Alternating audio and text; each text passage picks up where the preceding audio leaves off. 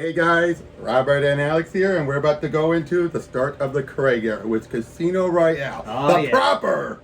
The proper, because there was that one Americanized version that came, and then the comedy went off the rails. Did I ever show you the Americanized version? I think the one with Peter Lorre as Rashad. I saw a video from Calvin Dyson. We've talked about. Oh yeah, Calvin yeah. Hey Calvin. Hey Calvin. But you're right. But yeah, we're about to go into the start of the Craig era. Man, it's kind of sad though, because this is gonna be at least until we get a new Bond. This is the home stretch, man. Yeah, this is the home stretch. But it's gonna be wild. That much I can tell you. Given the movies, it's such a fascinating journey. These movies. It is. But I can already tell you one thing. It's quite clear this was a point where, Broccoli, his daughter, is going to give Craig control in a way, or at least try to cater to him. But this first one, I'm looking forward to this one. Ava Green's in it, and oh boy, since I first saw the movie, then I saw the other stuff with Ava Green, I have to say this is probably the best thing I've seen her in. Oh, okay. Because, well, again, she was in the second Sin City. She was in the 300 sequel. Oh, that I didn't see. And both of those were cases where she was just like, whatever you want to do with me, boys. Oh, I see. Whereas here, she's playing more of a normal. This is her more normal role. Yeah, and you know what the weird thing too? This was the only Craig movie I never saw in theaters. I don't know why. But Like I said, I only saw Die Another Day in theaters. Yeah, it was really the Craig movies I saw. I never even saw the Brosnan ones in theaters. But yet you love Brosnan. Of course, but there's some merit to Craig too. Yep. So yeah, we'll see you guys on the other side. Hey guys, Rob and Alex here. Just last night we finished watching the Casino Royale, and it's great. It is really good, but it's also very different. It is not a standard Bond movie. This is the point where the start of the Craig era, nothing's going to be, well, okay, I don't want to say nothing, but few are going to be straightforward, what we're used to. It's going to be a very twisty ride. Just the direction they choose, the style they choose, Yep. Man, like I said, this is a fascinating era. I'm interested to check out the rest of them again. Exactly. There's no opening up and, getting the debrief. I mean, there is a debriefing, but not what we're used to. It's all about Bond's origin and his first case. Although from the original book, it was completely different. And, hey, girl. Oh, my cat's back again. Hey there. Because I have read the book. I haven't read it in a while, so don't quote me on everything that I try to remember. Oh, really? You lied. I'm a fake Bond fan. Yeah, but it was a good first outing. And I think it was enough to get people on board. It's like, okay, yeah, I see. They're doing a really good job, I think, with Craig so far. So they want to see where it goes next. But given in the long term of things with this era, it's also setting up a lot of problems. Yeah. But anyway, this first movie. Well, I know. But first Bond gets his 00 status. He basically guns down two people. One was a higher up at MI6, but he was, taking money and selling secrets. Evan loved what he says, like, Evan doesn't mind you making money on the side, so long as it's not selling secrets. Yeah. I love that. Showing that even Evan's like, oh yeah, you want to be a little corrupt? Go ahead. Just don't do anything that compromises us. Yeah, seriously.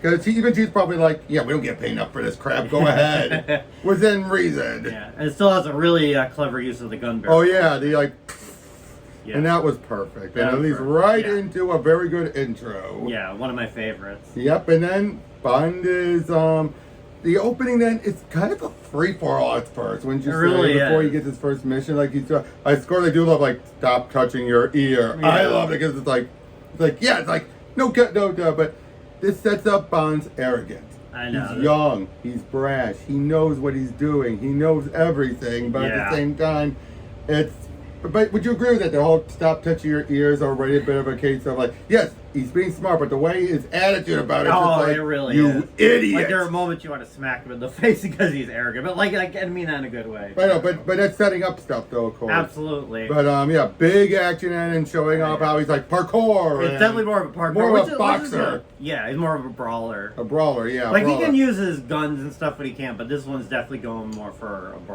more brawling type, more up close and personal in your face. Yep, exactly, which is very good. Now, the thing I've noticed when it comes to Craig's Bond, he's not the pretty boy. Oh no, I don't think anyone would say that he's a pretty boy. Yeah, I think, but I told you this too. I think he's more like, well, why women want him is because he's the bad boy. He's brooding. But he's not ugly either. Oh, no. The guy is, you see there's an attractive to him, but he's not that pretty. But like love at first sight, not going to happen with this guy. Would you agree? Like, but I think that's an interesting idea for Bond, wouldn't you say? Like, absolutely. It's more of a case where it requires his charm to do it. Yeah, absolutely. Because I think more of like Bond's upbringing compared to like the other Bonds. Like, you know, they've probably had harsh upbringings too, but you know, at least the previous Bonds, they've had time to travel the world, to have experience with people. But this one, he actually was like, oh, okay, I need to kind of actually do this in order to get what I want instead of just going gung ho. Yep, not only that though, but the stuff with him and M is hilarious. Unlike before, where she came in while he was experienced, he's now starting out while she's been around. And I just like, how are you doing this? You know, stuff like that. And yet, but it's like, makes you wonder how old is Bond supposed to be in this? I don't know. I mean, Craig makes it hard to do that, but his attitude comes off like a 20-something, doesn't it? Oh, absolutely. Because it's like again, a know-it-all. Yeah, but Craig's look throws you. You're like, makes you wonder. Yeah, but and like again, Judi Dench, fantastic. I agree, but again, very different. Very different. Completely different character, and they make that very clear. This is a completely different M. Yeah. You know, it's just played by her. By the same actress. By the same actress, but yeah. But I just love like the whole like, I used your password. What? How are you? Or like, oh, he did this and that. How does he do this? I know, she has some of the funniest lines too. Yeah, then we have another action sequence, you know, at the airport and everything. Yeah. That was great. Another great one. Yep, and then eventually it leads into her doing the poker game at Casino Royale. Yeah, and because it does. It's not. Don't expect this to be 100% accurate. Well, no, I was going to upgrade it anyway. But yeah, of course. But now Lashif is I'll say this. Much like Elektra, he's a different Bond villain, but this is what I can summarize. He's kind of like Carver, but without being in the higher echelon. He's the toady, but he's a toady, period. Yeah. Like, no, he botched up. He's trying to get the money, and that's all he is, really. Really, Mr. White's more the main villain. Yeah. But we don't see much focus. But he's, Lashif. I think it's trying to more like balance it out. Like, oh, he's a villain, but he's like kind of like not pathetic, but you know, kind of. To a point, he is. To a point, yeah. Yeah, because especially when we saw him being beaten up and everything. Yeah, by thugs, yeah. Yeah, and all that. But basically, Bond is being sent in, and he meets up with Vesper, played by Ava Green. Like I told you before, this is a more wholesome role. It is, yeah. But yeah, but she's good. She's good in it. Oh yeah, but because she's not being a femme fatale at all. Yeah, I mean, to a point, but it's more like not forced into femme fatale. Yeah. But Vesper, the chemistry between these two is electrifying. I'm sorry, this is the best chemistry between Bond and a girl since on Her Majesty. Yeah. Would you agree with that? Like, this is the most electrifying. I mean, I'd argue even better at points. Oh yeah, definitely. Nothing's gonna top this one. And, honestly. Yeah, and basically then, he starts to play the game and he botches. He gets. You see it, you're like, especially when they're like, you're losing money. I'm learning him. Things like that, and it's just like, okay, Bond, you're learning him. And then what happened? He loses it all by calling a bluff. Like, really thought I was bluffing? You know, things like that. And I just realized, well, he didn't really, Lashif didn't cheat, really. He just good. Yeah, because I don't know, maybe I'm just remembering Austin Powers. Right. I know, with the eye patch and everything, but yeah, and then... we have Felix who shows up too. Oh, Felix is there, and he helps him out, though. Yeah. Obviously, this is our first meeting. I can accept that. It still feels a little like, you know, like he's using him, Bond, too. Yeah. Which, it's like they're really all here to do a job, and if they have to cut corners, then they will. They will, yeah. But yeah, and he does that, and then Bond gets, the drugs moment. You're like, that was twist. But they're like, Bond, hit the button. He's hitting the button. They see what the problem was. There was something that wasn't plugged in. Because he wasn't focused on it. And it was very effective, like with the visual showing just how the dizzying effects he was. I know, but when you're hearing him, they're saying hit the button, and he's like, we're just like, dude, come on. Like, what's happening?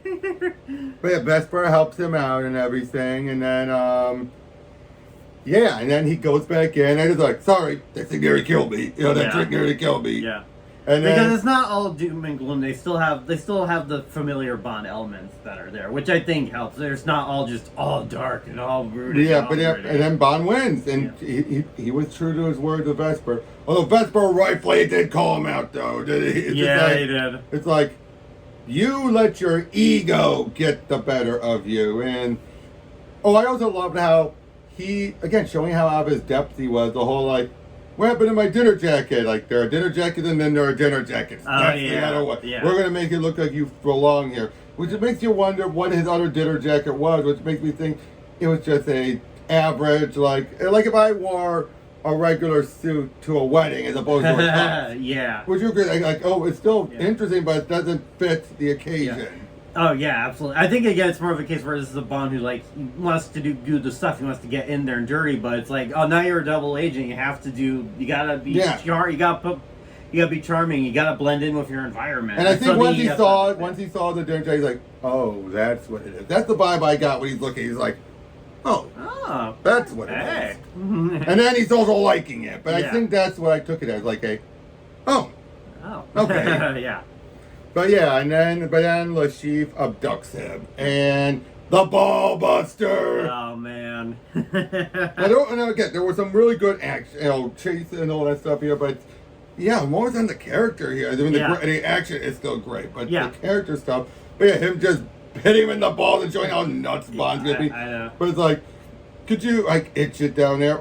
No, to the right.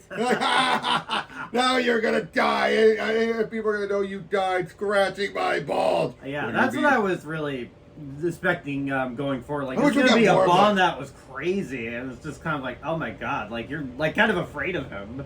And then Mr. White showed up, which I'm positive he only walked in the moment Lashif made it clear your people would, want what I have. Yeah. I'm positive that's what led to that. Would you be like, he's obviously keeping an eye on him. The moment he said that, because if that's the moment you started hearing Vesper screaming and all that stuff, that's when I realized that's when White started coming. He's like, okay, fine. We don't trust you. Boom. Yeah. And Lashif's gone. Yep. Again, he wasn't really much of the Bond villain in the traditional sense. Yeah. But still close enough with the torturing. Oh, yeah. He was the focal point. Definitely. And then it gets a little long. Not too long, though. Like, I know that. Yeah, that's the later movies' jobs. But here it still gets a bit long with the whole him and Vesper are getting close. He loves her. He's ready to throw it all away. Yeah. That's the one thing that bothers me the most. This is Bond's first major case. He's already ready to throw it all away. I mean, I could buy it in that if you go with the notion that Bond joined up because it was what he was good at, he had nothing going on, so he felt like this will help me fulfill my life. Now he found something. Yeah. That is on par with what the book had, which was he was already seasoned and everything. I believe, again, don't quote me on that. I know. I'm pretty sure he was. I'm pretty sure. He was not that new, but he wasn't that seasoned. Yeah, because the thing with Bond in the books is it's Ian Fleming projecting onto him. And you can tell this is a guy who's been jaded and cynical from years and years of doing this. Yeah, but maybe not too, like, he's not in his twilight years, obviously. But still, though. But I do feel like that's the one thing that kind of bothers me, because that sets the stage for that. But later on down the road, And then Vesper betrays him, leading to another action sequence, and then she dies. But the way she dies is weird, because she screams, and then, I mean, I know she's trying to let the air out, but why? I guess in the moment, it was just weird. And then she slams against the wall and everything. It's just like, of it where she is. But yeah, she dies. But I do love the one with M and Bond, when it's just like, who cares? The bitch is dead. It's like, and then she's talking and like, no, like, this is what happened. It's like, don't be seen. I love it, because she realized, like, okay, I'm telling you, I don't want you to trust anyone, but don't go that far. Yeah, I know. Come on. Did you get that vibe too from her? Yeah. It's like, whoa, wait, hold on. It's like, don't trust anyone, but don't be a dick and assume the worst. Like she was a monster. I know. She had her reasons. Like, again. I mean, it's not like great, but Yeah, but basically saying like, she was a traitor. But don't look that negatively on her. Like, again, like the bitch is dead. It's like, again, just her delivery, you could definitely tell it was like the mother figure being like, all that young man. Let's talk. And then He shoots down White, and of course that's going to lead into the next movie. But Yep, the and of course we ends got with the James Bond. James Bond. And it was a good one. It was a good one. This really set a lot of groundwork that, unfortunately, all this like the whole Bond's going to quit, I and know, all these repeating things and just. and like I said, I can accept Vesper if we knew we were going to have a Tracy or someone. Would you agree with that? Like this was needed to make him cold. Absolutely. You needed that. Yeah. But at the same time, Yeah, it goes overboard. we'll be going over that more with each of the other movies. Yeah, But I don't know if. for here- Well, I will say though, like, I don't know if Vesper's death impacted me more than Tracy's. I think Tracy's might have still just because. Oh yeah, because they got married. He was going to have maybe not a happy Absolutely. ending. I don't think he was going to have a happy ending. I think he was still going to be a spy. He didn't even say he was going to resign. Yeah, I don't think that was ever made clear. But No. But either way, He was only going to resign because he wanted to get Blofeld. But yeah, I think Bond was still going to act because she was a tough cookie at everything. Tracy was, but they would have a lot of kids. Yeah. But I think he would have been a working dad still doing that stuff. I mean, Oh, yeah. come on, what's he going to do? That's one thing I was wondering. What's Bond going to do for a job? I mean, even in No Time to Die, when he is retired, they never said what he did for a living. Oh yeah. Did you realize that? Like, they Yeah. never said what he did for a living, yet he was off the radar for years. Yeah. Again. But yeah, like, I mean, I get in the spur of the moment here. I get that. I can accept that. Because he feels like, I don't need to do this. And now, let's be honest, that was a bit cliche, but it worked with the cliche. Wouldn't you agree? Like, the whole, like, oh yeah, she's going to betray, but from like you said in the book, she was more of a bitch. Yeah, Here- because by the end he was just like, oh, okay. But of course, it also throws things into question about she did this because she had a boyfriend. And now Yeah. you're like, Yeah. wait! Yeah, wait a minute. Did she really love him? Or was it a case that she was to say her boyfriend, but she did start to love Bond? That's what makes me like question the whole thing too. And I'm not sure if I'm like, is it in a good way or bad way? I'm not sure. I know, and again, Bond's still going to treat her like she's the love of his. Yeah, of his that's what I life. mean, because he gets so like, still like. I mean, rooting for her. I mean, especially going into Quantum. Yeah. Now, especially. granted, I get it's immediate after. Yeah, immediately after. And he's still reeling. That's fine. But then when you have to have him in No Time to Die go to her grave I know. to be all like to finally let her go, it's like, what? What?